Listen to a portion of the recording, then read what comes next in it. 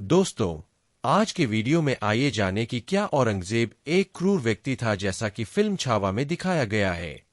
अब वीडियो शुरू करते हैं। छठे मुगल सम्राट औरंगजेब ने 1658 से 1707 तक शासन किया।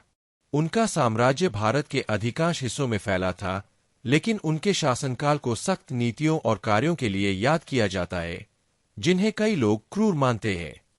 औरंगजेब के शासन का सबसे विवादास्पद हिस्सा उसकी धार्मिक असहिष्णुता थी। उन्होंने वाराणसी में प्रसिद्ध काशी विश्वनाथ मंदिर सहित कई हिंदू मंदिरों को नष्ट करने का आदेश दिया।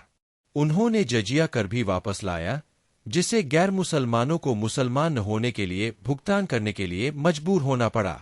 इन कार्रवाइयों ने राजपूतों जैसे महत्वपूर्ण सहयोगियों को उसके खिलाफ कर दिया।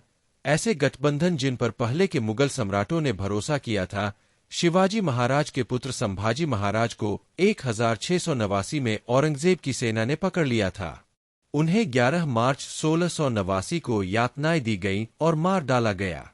यातनाओं में शामिल थे क्रूर शारीरिक यातनाएं देना, जिसमें गर्म लोहे की छड़ों से छेदना और उनकी आंखें निकालना शामिल था।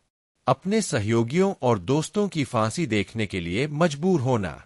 इस्लाम धर्म अपनाने का मौका दिया जाना, जिसे उन्होंने अस्वीकार कर दिया। औरंगजेब की क्रूरता सिर्फ अपने लोगों के प्रति ही नहीं थी। उसने अपने पिता शाहजहां को आगरा किले में तब तक कैद रखा जब तक शाहजहां की मृत्यु नहीं हो गई। सिंहासन पर कब्जा करने के लिए उसने सत्ता के लिए खूनी लड़ाई में अपने भाइयों दारा शिकोह, शुजा और मुराद को मार डाला।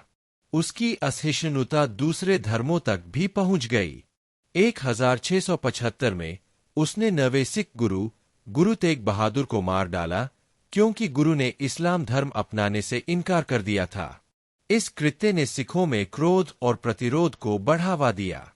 औरंगजेब के सैन्य अभियान क्रूर थे। मराठों के खिलाफ दक्कन में उनके युद्ध विशेष रूप से कठोर थे, जिसमें लंबी घेराबंदी, नरसंहार और पूरे शहरों का विनाश शामिल था।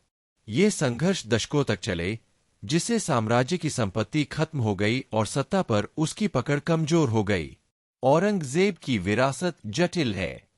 उसने मुगल साम्राज्य का विस्तार उसके सबसे बड़े आकार तक किया, लेकिन उसकी क्रूरता, धार्मिक असहिष्णुता और निर्दयी तरीकों ने विद्रोह के बीज बो दिए।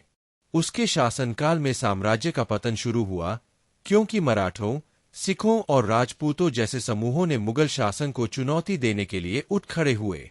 औरंगजेब की असहिष्णुता केवल गैर मुसलमानों तक ही सीमित नहीं थी। 1661 में उसने एक सूफी कवि और रहस्यवादी सरमद काशानी का सिर कलम करने का आदेश दिया, क्योंकि वह अपरंपरागत मान्यताओं और औरंगजेब की इस्लाम की सख्त व्याख्या के अनुरूप होने से इनकार करता था। Okay, friends, I hope everyone liked this video. Before leaving this video, please subscribe and share with your friends.